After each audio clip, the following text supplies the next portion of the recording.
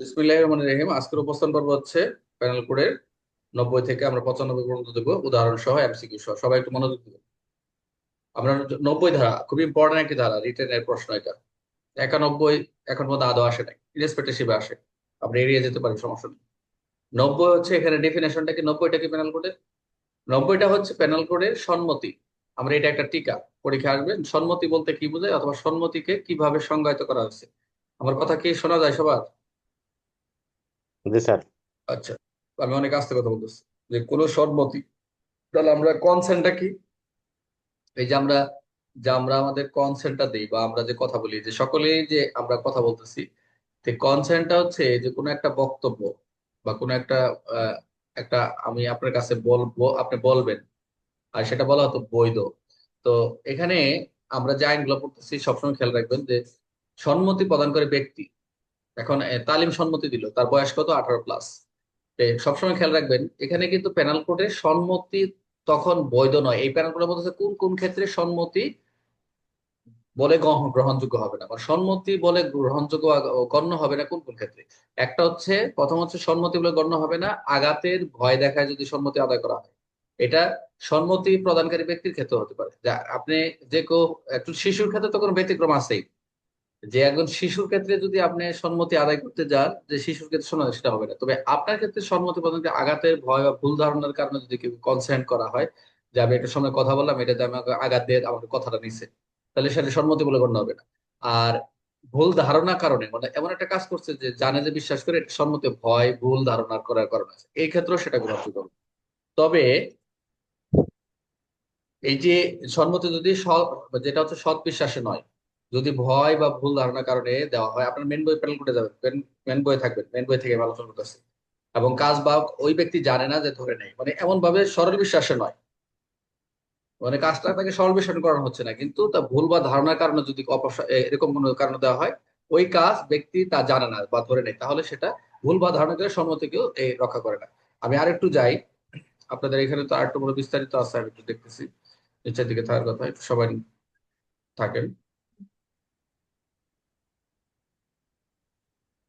এই যে সম্মতি উপদেশ, সম্মতি গ্রহণযোগ্য হবে না তো দেখলাম, ভয়ভীতি হুমকি প্রলোভ যেটাই দেখেন না, এগুলো কাউকে যদি ভয়ভীতি হুমকি দিয়ে গেলে সম্মতি গ্রহণযোগ্য না। তো আরেকটা বিষয় হচ্ছে যেটা আমরা দেখলাম, ভয়ভীতি ভুল ধারণার সম্মতি দিলে সেটা কি হবে না, অবশ্যই সম্মতি বলে হবে।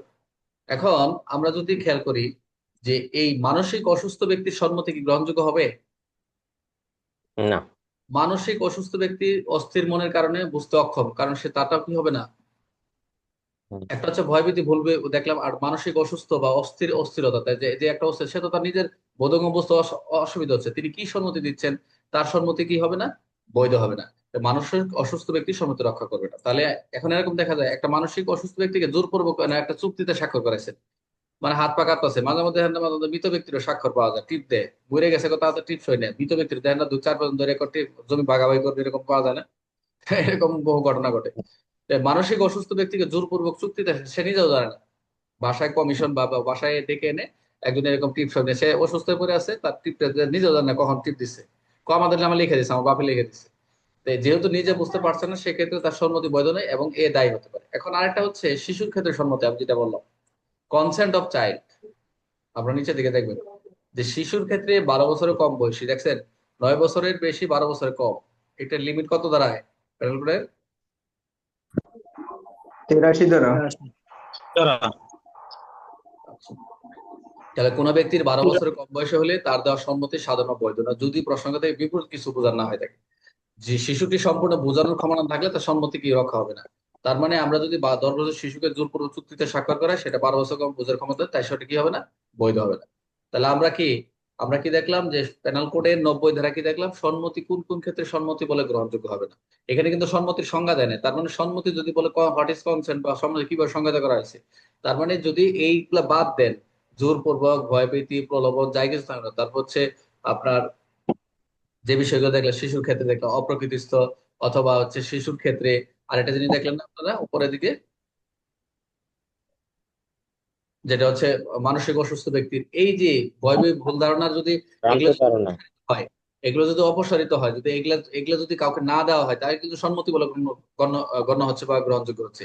বাট এগুলো যদি অ্যাপ্লাই করা হয় কারোর উপর, তাহলে সেটা সম্মতি বলে গণ্য হবে না। এটা হচ্ছে 90 ধারা। যদি পরীক্ষা প্রশ্ন প্যানেলের সম্মতি সম্মতি কি, তাহলে প্যানেল 90 ধারা থেকে সংজ্ঞা পরীক্ষা লিখবে। মানে এগুলি বুঝলে? বাদ দিলে যেটা থাকবে ওটাই সম্মতি। হ্যাঁ, এটাই। তাহলে মানসিকভাবে অসুস্থ ব্যক্তির সম্মতি কি বৈধ কি? বৈধ কি? না। না। যে যদি, হ্যাঁ, যদি সে না বুঝতে অক্ষম। তাহলে শিশু কত বছরের শিশু নিচে দিলে তার অসম্মতি সব বৈধ নয়, কত বছরের নিচে আমরা দেখলাম? 12 বছর নেই। 12 বছর। 12 বছরের কম। মানসিক অসুস্থ ব্যক্তি যদি বোঝার ক্ষমতা না রাখে, তার সম্মতি বৈধ কখনো হবে না। আর এটাও তো না। বললাম না। যে, হ্যাঁ, সম্মতি বৈধ হতে পারে কখন?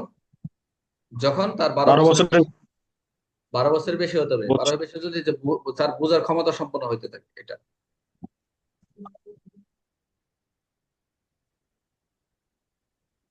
এখানে অনেকগুলো এমসিকিউ দিছি, এগুলো এমসিকিউ দিছি, আপনার একটু এমসিকিউ গুলো একটু করে নেবেন।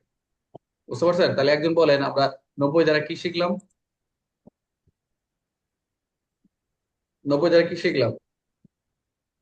90 দ্বারা বলা হয়েছে স্যার, ভয়ভীতি অথবা ভ্রান্ত ধারণার ভিত্তিতে যদি কোনো সম্মতি দেয়, অপ্রকৃতস্থ ব্যক্তি বা শিশুর ক্ষেত্রে 12 বছরের কম বয়স্ক শিশু যদি সম্মতি দেয়, সেক্ষেত্রে 90 ধারা অনুযায়ী সম্মতি হিসেবে গণ্য হবে না। গুড। এবং এখন একটু সম্মতি বলতে গেলে এই এই বিষয়গুলো বাদ দিলে যেটা থাকবে সেটাই সম্মতি। গুড। আচ্ছা, আমরা 11 নম্বরটা আমরা পরে আলোচনা করবো। এটা একটু এখন আলোচনা